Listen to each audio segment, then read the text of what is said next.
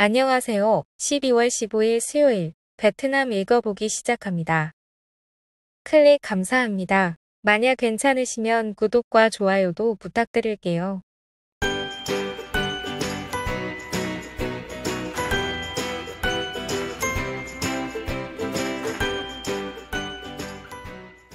(12월 14일) 18시 발표까지의 베트남 코로나 사파의 지역 감염 현황입니다. 전일 대비 146건 감소하였으며 벤제 -294, 하노이 -163, 안장 -122, 까마오 플러스 218, 하이퐁 플러스 199, 박리에우 플러스 141건입니다. 이웃집 터파기의 3층 집, 일순간 무너져. 라오카이시의 넓은 옥탑이 있는 2층 집이 일순간에 갑자기 무너졌습니다. 원인은 이웃집의 기초공사 터파기입니다.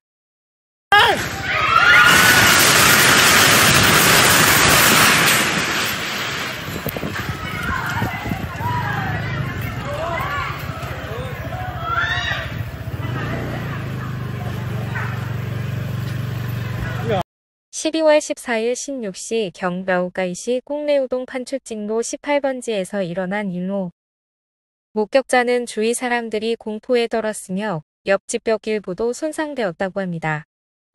라오카이 시장 황당관은 당일 저녁 두오이제와의 인터뷰에서 주택 붕괴 사건으로 인명피해는 없었다고 밝혔습니다.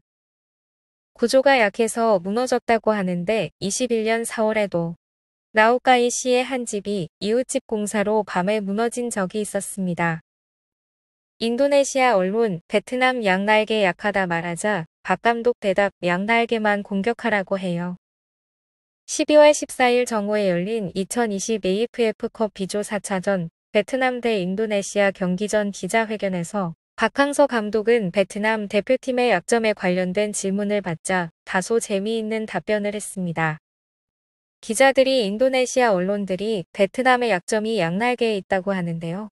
라고 묻자 박항서 감독은 그 사람들이 그렇게 말해서 우리가 당황하면 양날개만 계속 공격하라고 하겠네요. 아주 좋은 정보 알려주셔서 매우 감사합니다. 라고 답변했습니다. 미신으로 할머니 때려 사방케해. 친할머니가 저주받아 아이를 울게 한다고 여긴 의무엔 의목치인과 그의 아내는 비옥과 걸레로 그녀의 머리를 덮고 때려 사망케 했습니다. 12월 14일 치에는 호치민시 인민법원에서 실인죄로 16년형을 선고받고 당티 타잉화는 10년형을 선고받았습니다. 기소장에 따르면 2020년 7월 15일 오후 치엔과 그의 아내는 3살 된 아이를 데리고 나와 빈탄군 디엔비엔 프로의 친할머니 댁으로 아이를 데려갔습니다. 집에서 아이가 계속 울고 자지 않자 할머니는 아이를 안고 조용히 시키려고 나는 베코다를 했지만 불가능했습니다. 할머니는 그 후 아이를 아래층으로 데려가 재우게 했습니다. 이때 치에는 할머니가 저주받았다고 여겨 머리에 향 5개를 두르고 아내에게 주면서 따라하게 했습니다. 할머니에게 저주받은 치엔과 아내는 이어서 비옷을 입고 걸레로 할머니 머리를 캄캄하게 덮고 빗자루로 머리를 여러 차례 때렸습니다. 다음 날 아침 그녀가 움직이지 않는 것을 보고 치엔이 가게 직원에게 부탁하여 응급차를 불렀지만 피해자는 사망했습니다.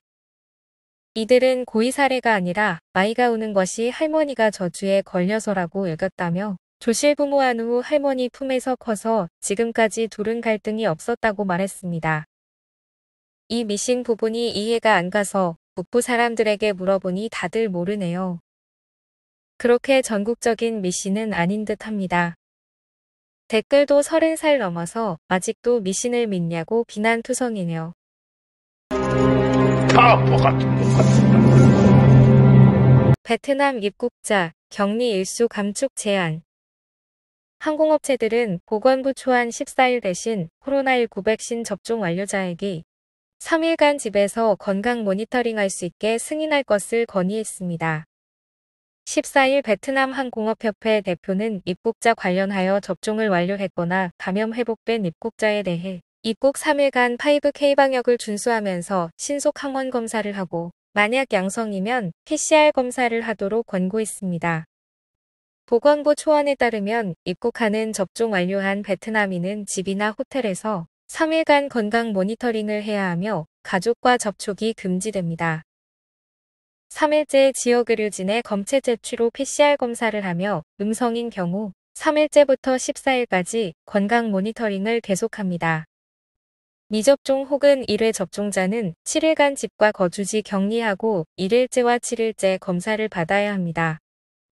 음성 판정 시 14일까지 계속 건강 모니터링을 합니다. 만 2세 미만 영유아를 제외하면 기본적으로 PCR 검사 증명서를 규정하고 있는데 바바에 따르면 세계적인 규정대로 만 18세 미만 청소년 제외로 확대할 필요가 있습니다. 보건부 초안은 베트남인 대상이고 외국인에 대한 규정은 언급되지 않았습니다.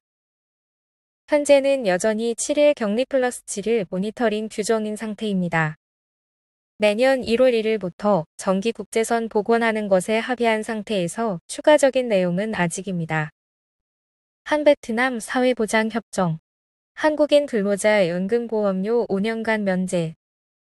내년부터 베트남 근무 한국인 근로자도 의무적으로 베트남 연금에 가입해야 하지만 이번 협정으로 5년간 면제이고 3년 더 유예할 수 있어서 최대 8년간 면제받을 수 있습니다. 현지 채용 한국인도 5년간 적용되고 또한 연금 계산 시 베트남 연금 가입 연도를 합산할 수 있습니다. 이는 연금의 이중 납부 문제를 해결하기 위한 조치입니다.